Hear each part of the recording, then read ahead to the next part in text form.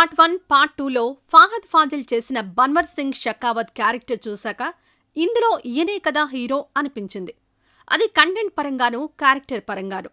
So ఆ డీటెయిల్స్లోకి వెళ్లే ముందు మన ఛానల్ని ఎవరైనా సబ్స్క్రైబ్ చేయకపోయి ఉంటే వెంటనే సబ్స్క్రైబ్ చేయండి.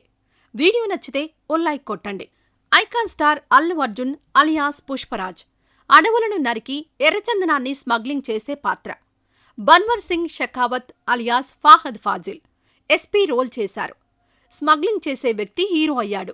ఐపీఎస్ రోల్లో పవర్ఫుల్గా కనిపించే బన్వర్ సింగ్ షెకావత్ను మాత్రం విలన్గా చూపించారు. ఇట్స్ ఓకే, ఫిక్షనల్ స్టోరీ కాబట్టి అది సినిమా లిబర్టీ అనుకుందాం. అయితే సినిమాకి పుష్పరాజ్ తర్వాత మెయిన్ హైలైట్ అంటే ఫాహద్ మాత్రమే.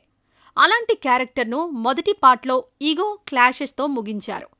అండ్ ఫాహద్ పాత్ర కనిపించింది కొద్దిసేపే అయినా పార్ట్ 2పై మరింత హైప్ను తీసుకొచ్చింది.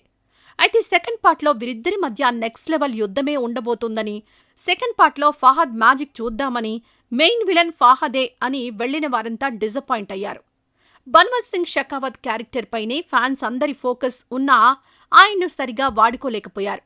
మొదటి పార్ట్లో ఫాహద్ పాత్ర ఎంతైతే ఉందో సెకండ్ పార్ట్లో కూడా అంతే ఉంది. ఫాహద్ లాంటి సీరియస్ క్యారెక్టర్ను పార్ట్ 2లో జోకర్గా చూపించడం చాలా మంది ఆడియన్స్కి నచ్చలేదు. పైగా ఈ రోల్ పార్ట్ 3లో ఉంటుందో లేదో కూడా తెలియదు. అయితే ఫాహద్ రోల్పై ట్రోల్స్ ఎక్కువగా రావడంతో ఆయన స్పందించారు. ఆయన మాట్లాడుతూ, పుష్ప తర్వాత నాలో కానీ నా కెరీర్లో కానీ ఎలాంటి మార్పు లేదు. ఇందులో దాచుకోవడానికి ఏమీ లేదు. కించపరచాల్సిన ఉద్దేశం ఏమీ లేదు.